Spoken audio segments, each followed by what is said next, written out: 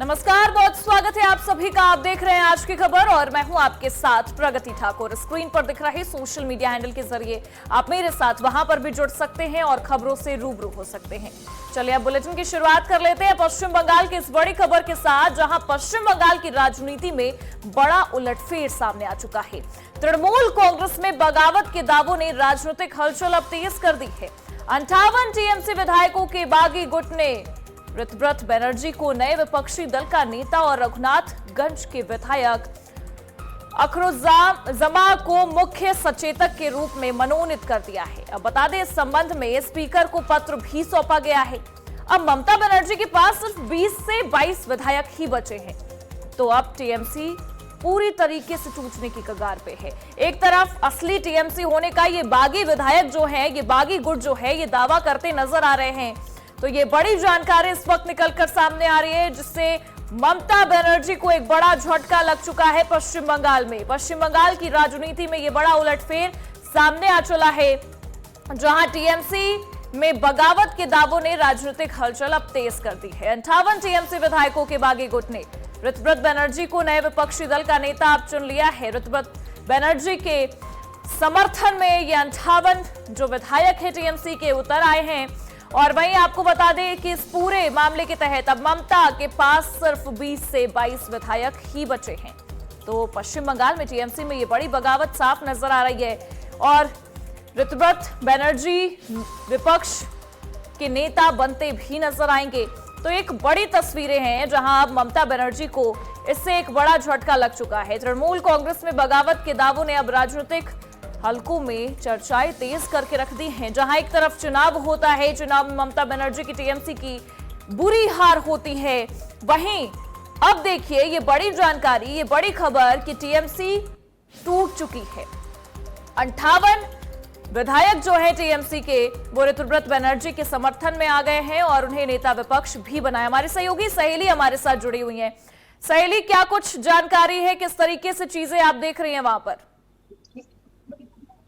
देखिए, पहले आपको बता दें कि चुनाव से पहले ममता बनर्जी जब प्रचार पर उतरी थी, तब प्रचार के दौरान वो कहे थे कि 294 सीटों में से ही वो ही प्रार्थी है। मतलब जो भी प्रार्थी का नाम घोषणा किया गया हो, चुनावी जो प्रत्याशी है उनका नाम घोषणा किया गया हो, वो उनके लिए लड़ रही है। वो वहां पर जाके उनसे बातचीत करके वो उनके लिए प्रचार किया है। अब उनमें से 80 जो लोग थे, जो प्रत्याशी थे, वो तो जीत चुके थे, विधायक बने थे। अब उनमें से जो सस्पेंडेड 2 विधायक थे, ऋतव्रत बनर्जी एंड संदीपन शाह, वो उनको अगर छोड़ दे तो 78 विधायक बचते हैं। 78 विधायक में से अगर विपक्षी दल माना जाए तो विपक्षी दल में से 52 विधायक लगते हैं विपक्षी दल में से। तो अब अगर देखें तो पूरा सिनेरियो ऐसा होता है, अब 58 विधायक ने समर्थन दे दिया है। रथिंद्र नाथ बोर्ड जो है, स्पीकर है विधानसभा के, उनके पास जाकर एक लेटर सबमिट किया गया है, जहां पर 58 जो समर्थक है विधायक, उन्होंने समर्थन किया है जो नई ममता बनर्जी ने, तृणमूल सुप्रीमो ने जो लीडर ऑफ ओपोजिशन का नाम सजेस्ट किया था, शोभनदेव चट्टोपाध्याय, उनका नाम हटाकर ऋतव्रत बनर्जी का नाम सजेस्ट किया है। और जो चीफ व्हिप है, उनके हिसाब से अखरुज्जामा जो रघुनाथगंज के जो विधायक है, उनका नाम सजेस्ट किया गया है। और जो डेप्यूटी लीडर्स है, उनके नाम भी अलग से सजेस्ट किया गया है। और देखिए, सबसे महत्वपूर्ण बात तो यही है कि यहाँ पर लगातार सीआईडी जो सिग्नेचर जालियाती को लेकर लगातार यहाँ पर देख रहे हैं कि रेड हो रहे हैं, छापेमारी चल रही है। तो इस विषय को टालने के लिए, इस विषय को देखने के लिए ये 58 जो विधायक है वो खुद विधानसभा पर पहुंचते हैं। मैं अभी विधानसभा में ही मौजूद हूँ। तो विधानसभा पर मौजूद होकर, स्पीकर के सामने मौजूद होकर, वो स्पीकर के पास अपने मौजूद लेटर वो ये लेटर सबमिट करते हैं कि बाद में कोई प्रश्न यहाँ पर खड़े ना हो कि या किसी के गैर मौजूदगी में ये लेटर साइन किया गया है और ये लेटर सबमिट किया गया है।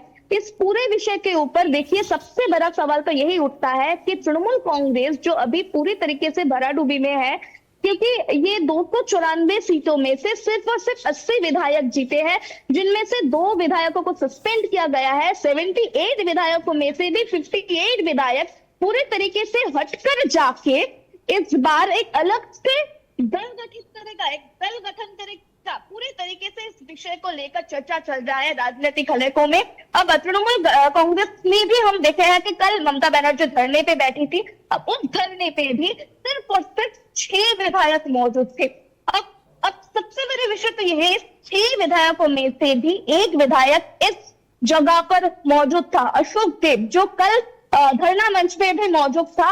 अब इस विधानसभा में जो यहाँ पर भी मौजूद था अशोक देव। तो अब देखने वाले विषय तो यही रहेगा कि आज का जो मामला हुआ है, आज का जो लेटर सबमिट किया गया है स्पीकर के पास, इसको किस तरीके से देखा जाएगा। तृणमूल के अंदर सबसे एक बड़ी नया बात यह है कि ये जो तस्वीरें अभी हम देख पा रहे हैं पश्चिम बंगाल में जिस तरीके से टूट हुई है, कहीं ना कहीं कई सारे सवालों को जन्म दे रही है। लेकिन सबसे बड़ी बात देखिए, महाराष्ट्र में इस तरीके की चीजें होती है। महाराष्ट्र में हम देखते हैं किस तरीके से शिवसेना बिखर जाती है अलग अलग गुट में, फिर एनसीपी भी अलग अलग गुट में बिखर जाती है। अब वही सिनेरियो यहां भी बनता नजर आ रहा है पश्चिम बंगाल में भी। ममता बनर्जी की तरफ से क्या कुछ प्रतिक्रिया सामने आ रही है? क्या वो कुछ टिप्पणी करती नजर आ रही है? क्योंकि जब धरना वो कर रही थी, धरने पर जब वो बैठी थी और लगातार सवाल उठा रही थी, तब भी उनके लोग वहां पर मौजूद नहीं थे, नदारद थे वहां से। तो एक बड़ा झटका है ममता बनर्जी के लिए ये।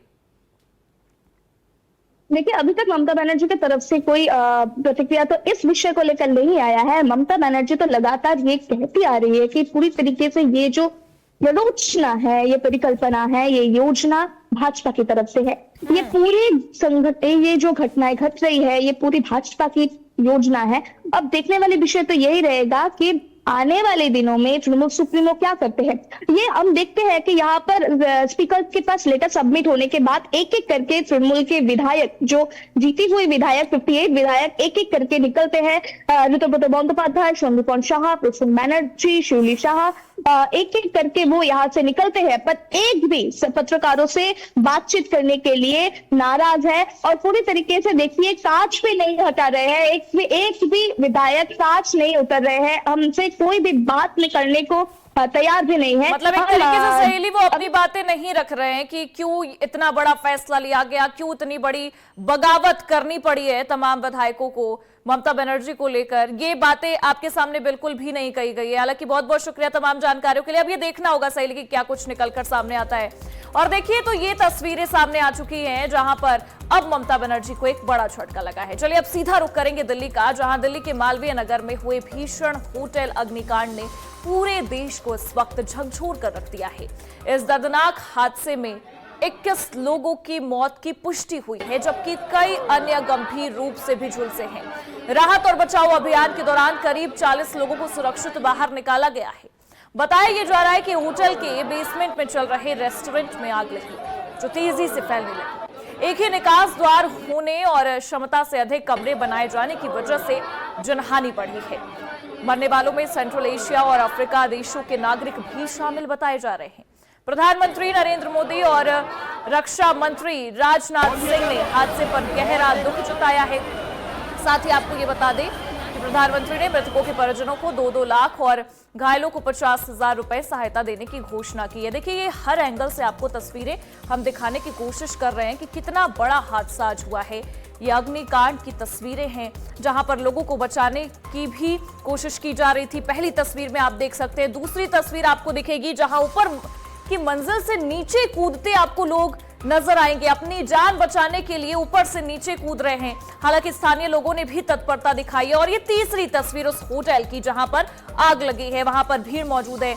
और ये नीचे आप तस्वीर देख सकते हैं, भीषण आग, धुएं का गुबार आपको तस्वीर में साफ साफ नजर आएगा। हालांकि जो ऑपरेशन चल रहा था, दमकल विभाग की टीम लगातार वहां पर आग बुझाने की कोशिश कर रही थी। अब वो हो चुका है, लेकिन 21 लोगों की मौत हुई है।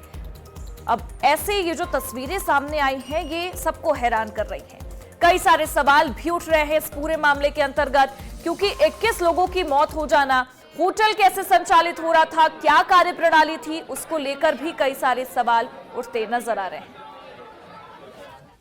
देखिए, बहुत ही दुखद है। ये सुबह लगभग 9 बजे की आसपास की बात है। जैसे ही हमको सूचना मिली कि यहाँ पर आग लगी है, हमारे कार्यकर्ता हाजी कल्लू हैं, उन्होंने हमको बताया। तो इमीडिएटली जो हमारा फर्स्ट रिस्पांस था, वो रिस्पांस था कि डिजास्टर मैनेजमेंट हमारे एरिया के डीएम, हमारे एसएचओ, हमारे एसडीएम, हमारे एमसीडी के डीसी, इन सब लोगों को हमने पूरे सिस्टम को एक्टिवेट करके, और स्वयं भी हम भी यहाँ पर आए। लेकिन अब ये घटना तो बाद में ही पता चलेगा कि किस कारण से ये फायर का जो घटना हुई है, आग लगी है। कारणों के बारे में तो मैं नहीं कह सकता हूँ, लेकिन बहुत दुखद है। कुछ कैजुअलिटीज भी हैं, और कुछ लोग जो यहाँ के स्थानीय लोगों ने भी बहुत मदद की है। हमने कार्यकर्ताओं को कहा था कि गद्दे वगैरह डाल दीजिए, उन्होंने डाला। ऊपर से लोग भी कुछ जंप किए हैं, तो कुछ लोग 8-10 लोग अभी इंजर्ड हैं, हॉस्पिटल में हैं। लेकिन एग्जैक्ट नंबर अभी मैं नहीं दे पाऊंगा, क्योंकि एसडीएम भी यहाँ खड़े हुए हैं, एसी भी यहाँ खड़े हैं, पूरे डिपार्टमेंट के, पूरी पुलिस पूरी तरीके से, पूरा दिल्ली पुलिस उसी समय पुलिस ने रिस्पॉन्ड किया, उसी समय फायर ने रिस्पॉन्ड किया, उसी समय डीएम ने रिस्पॉन्ड किया, और नो टाइम जो प्रशासन को यहाँ सहायता करनी चाहिए थी, प्रशासन पूरा का पूरा सिस्टम यहाँ खड़ा हुआ है। लेकिन बहुत ही दुखद है जिस तरह से यहाँ होटल बने हुए हैं, और खास करके सामने मैक्स हॉस्पिटल है, तो बाहर से जो लोग इलाज के लिए आते हैं यहाँ पर, कुछ जो इन्होंने बताया है कि बीएनबी बना हुआ है, इस तरह के परमिशंस यहाँ लोगों ने कुछ ली हैं।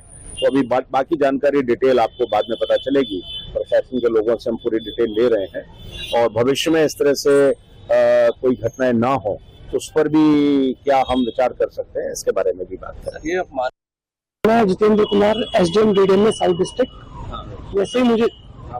जैसे मुझे सुबह जानकारी मिली, इस कारण हमने अपने डीडीएम में सेल को एक्टिवेट किया। वहां से सभी ईओसीज को सूचित किया गया और तुरंत यहाँ पहुंचने के लिए बोला गया। मैं खुद भी, मुझे ट्रेनिंग पे जाना था, पर मैं भी फिर यहाँ छोड़ के यहाँ के लिए हुआ। यहाँ हमें पता लगा कि बिल्डिंग में इसमें नीचे कोई रेस्टोरेंट रन कर रहे थे, तो अभी कारणों का पूरा नहीं पता है, और मोस्ट प्रॉब्ली उस रेस्टोरेंट की वजह से कुछ आग लगी है। जो घटना हुई है, कितने घायल हैं, कितने मृतक अभी तक बताए गए? अभी एग्जैक्ट डिटेल्स अवेलेबल नहीं हमारे पास में। 4 बॉडी निकाल के हम हॉस्पिटल जा चुके हैं, वहां से कंफर्मेशन आई कि क्या पोजीशन है उनकी, और 7-8 लोग और भी ले आ चुके हैं, घायलों को भी। सर, जो कानून का उल्लंघन कर रहे हैं उनके खिलाफ अब क्या सख्त कार्रवाई करने का निर्णय सोच रहे हैं? इनके ऐसी घटना की पुनरावृत्ति ना हो, इसके लिए इन पे सख्त कार्रवाई तो करनी जरूरी है। हम कंसर्न डिपार्टमेंट्स को भी आदेश दें कि जो गलत तरीके से इस तरह का काम कर रहे हैं, किसी और लाइसेंस की आड़ में होटल चला रहे हैं, इन पे एक्शन लिया जाए। आग जब लगी थी सर, तो क्या छत से भी लोग जान बचाने के लिए कूद रहे थे? कुछ लोग रूम से अपने कूदे थे, ऊपर से रूम से 4th फ्लोर से। यहाँ के लोकल लोगों ने गद्दे नीचे लगा दिए थे ताकि जिसपे उनको चोट ना लगे। एक से ज्यादा बिल्डिंग में आग फैली है या फिर एक ही बिल्डिंग में है? टाइम पर बीएसीएस ने बिजली कर दी, इसकी वजह से ये हादसा थोड़ा कंट्रोल में आ गया। दुखद है, पर फिर भी थोड़ा कंट्रोल में रहा। सर, आप अपने क्षेत्र में कोई रूटीन विजिलेंस नहीं करते हैं तो आपको पता चल सके कि इस तरह से हमारे क्षेत्र में कितने इलीगल ऑलरेडी चल रहे हैं? यहाँ हादसे के बाद ही मैंने अभी एमसीडी को बोला है कि यहाँ पे किस तरह के, इस तरह कैसे कितने लाइसेंस दिए हुए आपने, उनका दे, ताकि उनकी एक चेकिंग रूटीन चेकिंग करवाई जा सके। आगे हम संबंधित विभागों को भी निर्देश देंगे कि इस तरह के रूटीन कार्रवाई अपनी करते रहेंगे। और वहीं खबर बिहार से है, जहां पटना के कदमकुआ थाना क्षेत्र के मुसहलपुर हाट में चर्चित शिक्षक खान सर की कोचिंग के बाहर फायरिंग और तोड़फोड़ की घटना का सीसीटीवी फुटेज अब सामने आया है। सीसीटीवी फुटेज के आधार पर 3 लोगों की गिरफ्तारी भी हुई है। ज्ञानबिंदु कोचिंग के संचालक रोशन आनंद, अभिषेक और गौरव को पटना पुलिस ने गिरफ्तार कर लिया है। तो ये बड़ी जानकारी आपको बता रहे हैं, जहां ये जो सीसीटीवी फुटेज अभी आप स्क्रीन पर देख पा रहे होंगे, इसके आधार पर 3 लोगों की गिरफ्तारी की गई है। ये सीसीटीवी फुटेज सामने आया है जिसमें तोड़फोड़ करते लोग दिख रहे हैं, आपको पत्थरबाजी करते भी दिखाई दे रहे हैं, यहाँ पर ये उपद्रव मचाते दिख रहे हैं। बता दें, इस दौरान फायरिंग भी की गई है। ये सीसीटीवी फुटेज के आधार पर ही 3 लोगों की गिरफ्तारी हुई है। ज्ञानबिंदु कोचिंग के संचालक रोशन आनंद, अभिषेक और गौरव को पटना पुलिस ने गिरफ्तार कर लिया है। तो पुलिस ने इस पूरे मामले पर अभी कार्रवाई करना भी शुरू कर दिया है। लेकिन ये जो सीसीटीवी फुटेज सामने आया है, देखिए इसमें किस तरीके से तोड़फोड़ की जा रही है, होर्डिंग्स को हटाने की कोशिश की जा रही है। पर सवाल कई सारे हैं कि क्या इसके पीछे कोई साजिशाना हरकत थी, क्यों ये गोली वहां पर चलाई गई, क्यों वहां पर फायरिंग हुई, इस तरीके से तोड़फोड़ क्यों की गई, क्या कारण रहा जिस वजह से ये तस्वीरें सामने आई।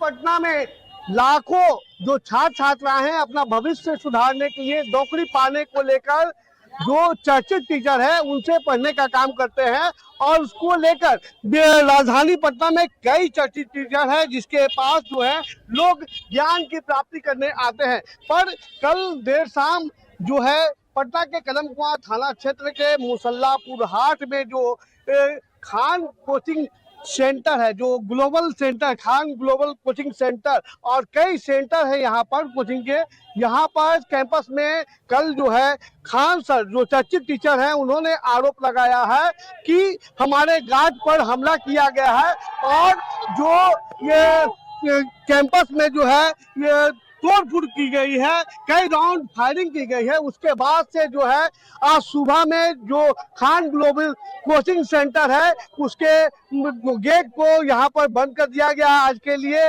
आज जो है खान कोचिंग सेंटर का क्लास नहीं होगा, चाहे और भी कोई कोचिंग सेंटर यहाँ पर आज के लिए बंद कर दिया गया है। जो है कैंपस के अंदर जो पोस्टर है फाड़ा गया है और जो गार्ड है उन पर हमला किया, जिसके बाद से जो है छात्र छात्राओं की संख्या जो है ग्लोबल कोचिंग सेंटर और जो कैंपस है कैंपस के बाहर देखने को मिल रही है। छात्र छात्राएं यहाँ पर आके प्रोटेस्ट कर रहे हैं। सर यहाँ पर आए हुए हैं क्या किस मामला से सर? कल 10-11 बजे के करीब की बात है। वहाँ पे कोल्ड स्टोरेज है, वहाँ पे बोल रहा है कि खान सर वहाँ पे फायरिंग हो गया है बहुत ज्यादा, मतलब 10 राउंड बोल रहे हैं फायरिंग हुआ है, वही बात हुआ है। उसके बाद से छात्र छात्रा सर बिल्कुल जी बिल्कुल सब में गुस्सा है कि भाई क्या बात है कि गोली चल जा रहा है, यहाँ पे क्रिमिनल का अटैक हो रहा है, विद्यार्थी का पढ़ने के लिए यहाँ पे लोग आते हैं भाई, यहाँ पे गोली चल जा रहा है, कुछ हो जा रहा है, तो सबको भाई सुरक्षा की मतलब थोड़ा समस्या होता है। विद्यार्थी पूरा मतलब मुसलमपुर हाट जो है पूरा विद्यार्थी का एरिया है। यहाँ पे रात में गोलीबारी चली है और लड़कों की तरफ से यहाँ पे बहुत तोड़ फोड़ हुआ है, खान सर पे कुछ हमला वगैरह हुआ है। हम लोग यहीं आसपास रहते हैं तो कोचिंग बंद है, तो अपने कोचिंग के लिए आए थे क्लास करने के लिए, तो कोचिंग बंद है तो मालूम चला कि यहाँ पे ये काम हुआ है रात को। खान सर ने आरोप लगाया है कि कई राउंड फायरिंग हुई है, जो गार्ड को है उनको पीटा गया दूसरे कोचिंग संस्थाओं के द्वारा। क्या लगता है कि कितना सही है? फायरिंग हुई है और कौन कराए कौन नहीं कराए, क्या उसकी मंशा है, उसको क्या लाभ होगा, फायरिंग कराने से किसको क्या लाभ होगा? हमको नहीं लगता है कोई भी टीचर फायरिंग कराएगा, क्योंकि सब बच्चों के लिए ही काम कर रहे हैं। ये साफ तौर पर जो है ये जो खान सर का जो ग्लोबल कोचिंग सेंटर है, इसके कैंपस में कई तरह के कोचिंग सेंटर है, ज्ञान बिंदु से लेकर तमाम तरह के कोचिंग सेंटर चलते हैं। और ऐसे में जो छात्र का आरोप है, छात्र छात्राओं का आरोप है कि कोई भी शिक्षक इस तरह की घटना को अंजाम नहीं दे सकता है। लगातार जो है प्रशासन यहाँ पर जुटी हुई है और पूरे मामले को लेकर सीसीटीवी खंगाल रही है कि कौन इस तरह की घटना को अंजाम दिया है और कितने लोगों को मतलब प्रशासन अपने चंगुल में लेने का काम करेगी। पटना से कैमरा पर्सन अमित कुमार के साथ अमित वर्मा, आज की खबर। चलिए सीधा रुख करेंगे बिहार का, जहां बिहार के सहरसा में भीषण सड़क हादसा सामने आया है, जहां बैजनाथपुर सोनवर्षा राज मुख्य मार्ग पर शर्मा टोला के पास दो हाईवा ट्रकों की आमने सामने जोरदार भिड़ंत हो गई है। टक्कर इतनी भीषण थी कि दोनों वाहनों के आगे के हिस्से के परखच्चे उड़ गए और ड्राइवर व खलासी केबिन में फंस गए। स्थानीय लोगों की मदद से उन्हें बाहर निकालकर लॉर्ड बुद्धा मेडिकल कॉलेज में भर्ती भी कराया गया है। हादसे के बाद कुछ समय के लिए यातायात बाधित रहा और लंबा जाम भी लगा रहा। ये तस्वीरें सामने आई है जहां दो ट्रकों की भीषण टक्कर हुई है।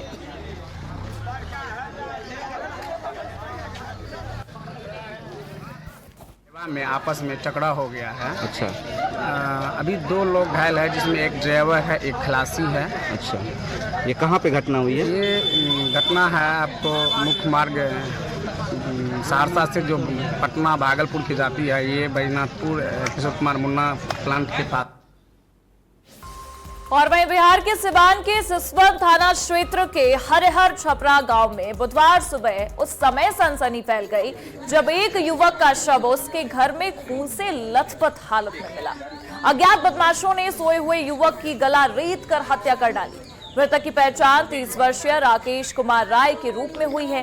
वो रात में खाना खाने के बाद सोया था। सुबह परिजनों ने शव देखा तो कोहराम मच गया। पुलिस ने मौके पर पहुंचकर जांच शुरू कर दी है।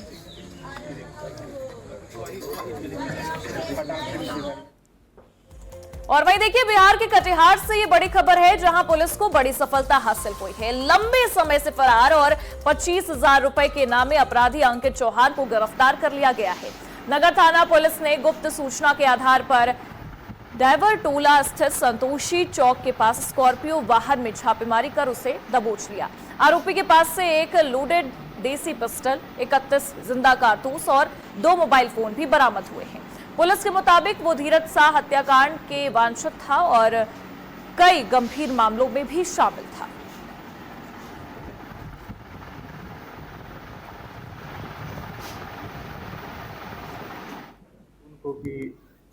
नगर थाना को एक सूचना प्राप्त हुई थी 1 जून को कि संतोषी चौक के पास कुछ अपराध कर्मी जो है एक गाड़ी में एकत्रित हुए हैं और उनके द्वारा किसी बड़ी घटना को अंजाम देने का साजिश किया जा रहा है।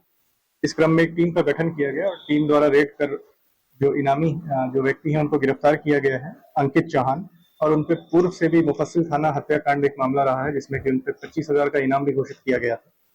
उनके पास से एक पिस्टल, 31 जिंदा गोली जो है बरामद किया गया है और इसमें 2 अन्य लोगों का भी नाम सामने आया जो कि एफआईआर में नेम्ड है, जो कि साथ में प्लानिंग में शामिल थे। और वहीं बिहार के जमुई से खबर है, जहां खैरमा मोहल्ले में एक युवक ने फांसी लगाकर आत्महत्या कर ली है। सूचना पर पहुंची टाउन थाना पुलिस ने बंद कमरे का दरवाजा तोड़कर शव को बाहर निकाला। मृतक की पहचान 26 वर्षीय सतीश कुमार गुप्ता के रूप में हुई है, जो उत्तर प्रदेश के कुशीनगर का रहने वाला था। वो करीब 10 दिन पहले ही लॉज में रहने आया था।